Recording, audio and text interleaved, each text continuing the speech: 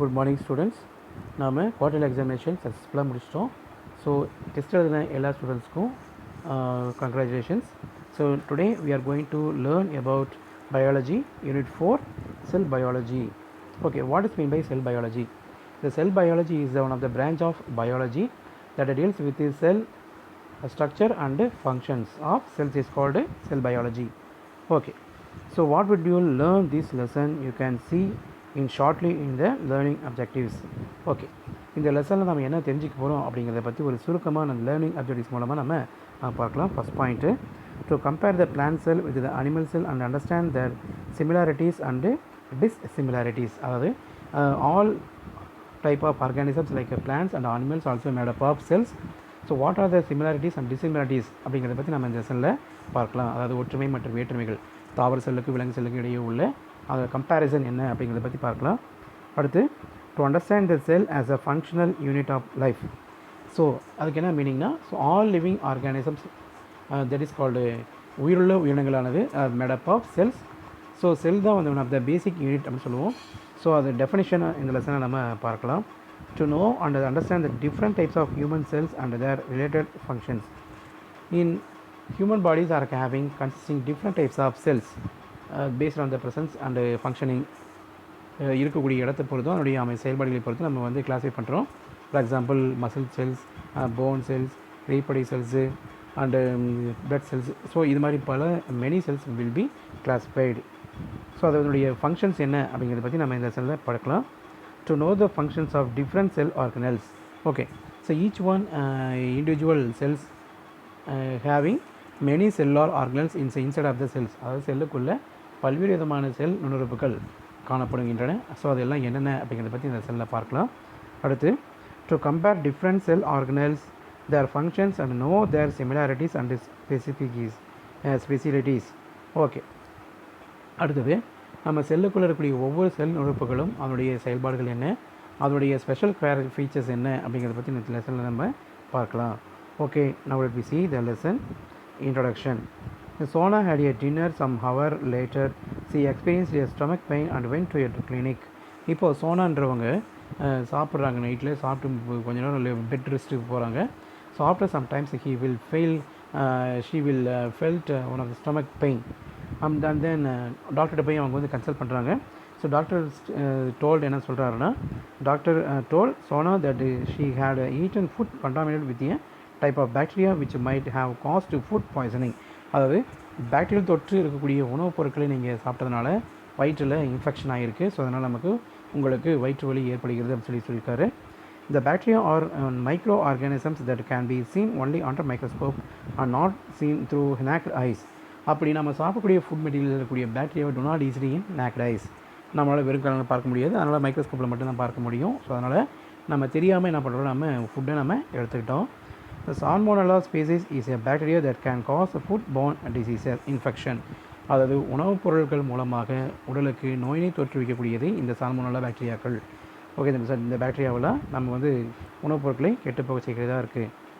Our earth is a beautiful place wherein different types of organisms happily coexist, from minute mosses to huge coniferous, invisible bacteria to huge blue whale, all have a basic unit called cells. Let us study about the cells. அதாவது மிகச்சிறிய அளவுள்ள அந்த பிளான்ட்லேருந்தும் மிகச்சிறிய அந்த பாக்டீரியாவிலேருந்தும் பெரிய plant, பெரிய அந்த blue Wales நீலத்தமிழ் வரைக்கும் ஒரு குறிப்பிட்ட ஒரு பேசிக் யூனிட்டால் தான் ஆயிருக்கு. So these basic unit are called cells. So இந்த செல்ஸ் பற்றி நம்ம இந்த பாடத்தில் லெசனில் தெளிவாக நம்ம பார்க்கலாம். Cell as a fundamental unit of life. The building wall is made up of numerous bricks.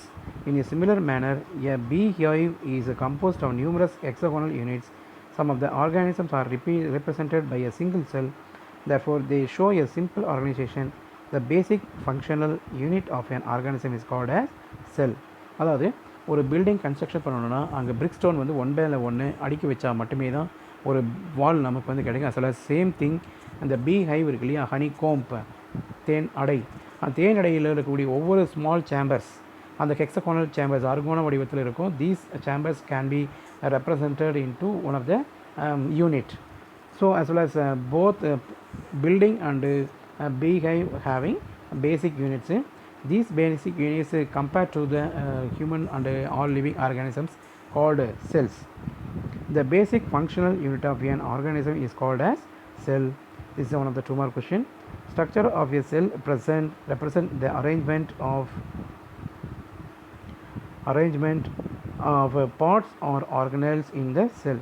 அதாவது செல்லுக்குள்ளே அந்த ஒவ்வொரு விதமான செல் உறுப்புகளும் அதை உருவாகி தான் ஒரு செல்லை தோற்றுவிக்கிறது.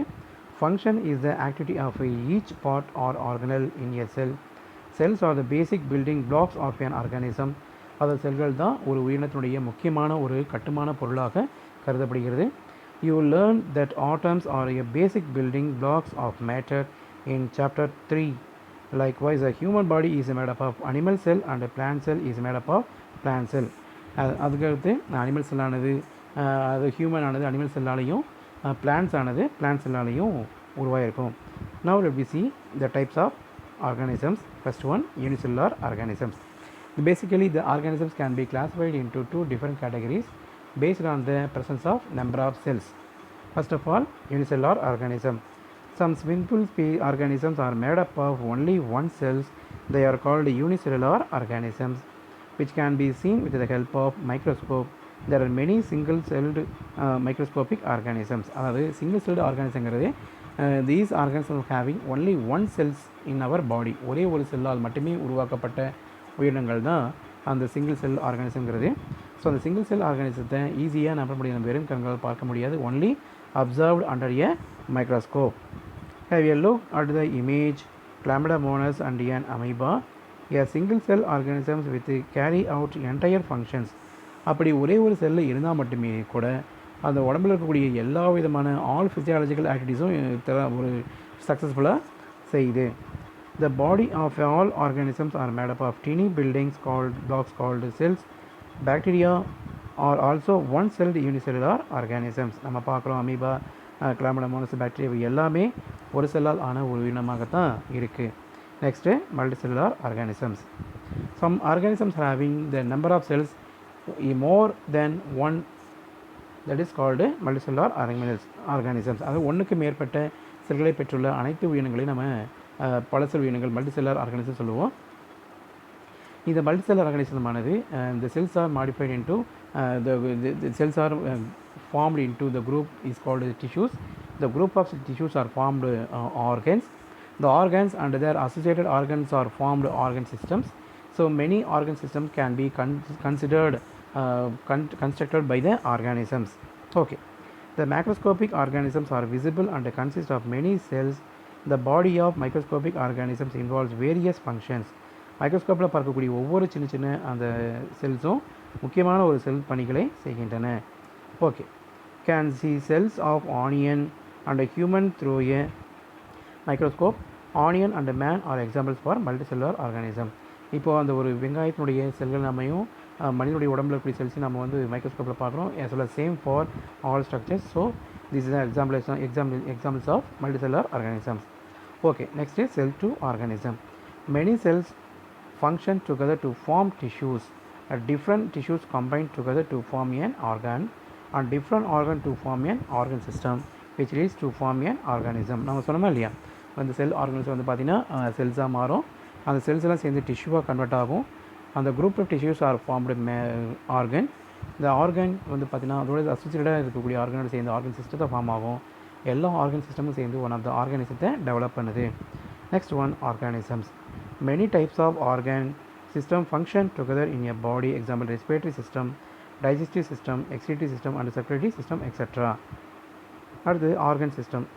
So many organs together form a organ system which is concerned with a specific function. For example, respiratory system, which has organs like nostrils, nostril chambers, windpipe and lungs that helps in the process of respiration. அதாவது சுவாச மண்டலத்தில் இருக்கு இல்லையா, சுவாச மண்டலத்தில் முதல்ல மூக்கிலேருந்து ஆரம்பித்து நம்முடைய லங்ஸ் வரைக்கும் இருக்கக்கூடிய எல்லா த்ரூ த வே தான் ரெஸ்பிரேட்டரி சிஸ்டம் சொல்லுவோம். In a plant the root system consist of primary root, secondary root and tertiary root. அதாவது அந்த ஒரு ஃபார் எக்ஸாம்பிள் தாவரங்களில் ரூட் இருக்குல்லே, வேர்களானது 3 விதமான வேர்களை கொண்டிருக்கும். முதன்மை வேர், primary root, secondary root and tertiary root. அதெல்லாம் சேர்ந்து தான் ஆர்கன் சிஸ்டமாக டெவலப் ஆகுது. which does the function of a conduction of water and minerals. Okay, அடுத்தது organ. A collect of organ tissue work together to perform a specific function or function is called as organ. அதாவது ஒரு குறிப்பிட்ட ஒரு திசுக்கள்லானது ஒரு குரூப்பாக சேர்ந்துச்சுன்னா அது ஆர்கனாக develop ஆகும். அந்த ஆர்கனாக டெவலப் ஆனால் தான் ஒரு குறிப்பிட்ட ஒரு ஃபங்க்ஷனை செயல்பட முடியும். Human body has a different organs like stomach, eye, heart, lungs, etc. are made up of different types of tissues. ஒரு உடம்புல இருக்கக்கூடிய ஒவ்வொரு உறுப்புகளுமே ஒவ்வொரு குறிப்பிட்ட ஒரு திசுக்களால் ஆனது. Plant have organs such as leaves, stems and roots. எல்லாமே ஒவ்வொரு விதமான செல்களால் ஆனது. Next, tissues. Tissue is a group of cells organized for a specific function. அதாவது திசுக்கள் என்பது ஒரு குரூப் ஆஃப் செல்லால் ஆனது தான் திசு என்பது. Tissues have following features like a same shaped cells or different shaped cells to perform a common function. இந்த திசுக்களானது ஒரே மாதிரியான அல்லது வேறுபட்ட அமைப்புகளில் இருந்தாலுமே அது ஒரு குறிப்பிட்ட ஒரு ஃபங்க்ஷனை செய்யக்கூடியதாக இருக்கும். That is called tissues. Human and other animals are made up of several neurons, epithelial, connective and muscle tissues. Plants have transport, protective and ground tissues. இது மாதிரி திசுக்களானது தாவரங்களில் விலங்குகளில் வேறுபட்டு காணப்படுகிறது. So next let be see cell next class. Okay, நம்ம இதனால தான் உங்களுக்கு ஆல்ரெடி அண்டர்ஸ்டாண்ட் ஆகிருப்பீங்க. ஓகே, நெக்ஸ்ட் கிளாஸ் நம்ம செல் பற்றியும் அதோடைய ஸ்ட்ரக்சர் பற்றியும் நம்ம தெளிவாக பார்க்கலாம். தேங்க்யூ.